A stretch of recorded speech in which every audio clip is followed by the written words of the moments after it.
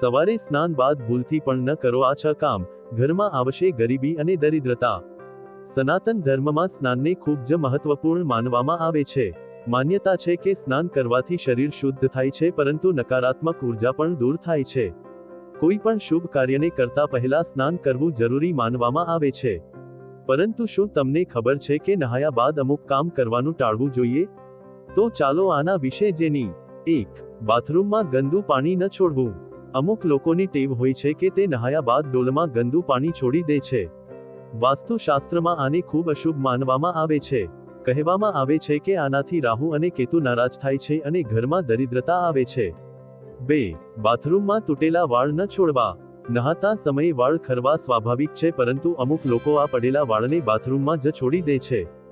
વાસ્તુશાસ્ત્રમાં આને અશુભ માનવામાં આવે છે। કહેવામાં આવે છે આનાથી શનિદેવ અને મંગળદેવ નારાજ થાય છે। એટલા માટે હંમેશા નહાયા બાદ પડેલા વાળને લઈને ડસ્ટબિનમાં ફેંકી દેવા। 3. સ્નાન બાદ કપડાં સાફ ન કરવા। જો તમારે કપડાં સાફ કરવા છે તો ભૂલથી પણ સ્નાન બાદ કપડાં સાફ ન કરવા। કપડાં ધોવા છે તો સ્નાન પહેલા જ તેમને જ ધોઈ લેવા અને તે બાદ નહાવું।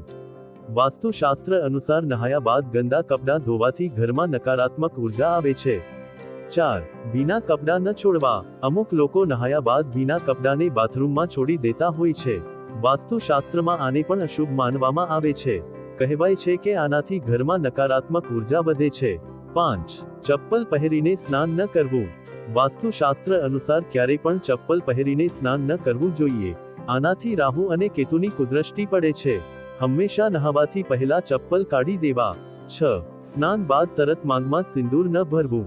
મહિલાઓને સ્નાન બાદ તરત પોતાની માંગમાં સિંદૂર ન ભરવું જોઈએ। એવું માનવામાં આવે છે કે આનાથી પતિની ઉંમર ઘટે છે। તો મિત્રો, તમને આ વિડિયો કેવો લાગ્યો જરૂરથી કમેન્ટ કરજો। જો સારો લાગ્યો હોય તો વિડિયોને લાઈક અને શેર કરજો અને અમારી ચેનલને સબસ્ક્રાઇબ કરજો। વિડિયો અંત સુધી જોવા બદલ ખૂબ ખૂબ આભાર। જય શ્રી કૃષ્ણ। રાધે રાધે।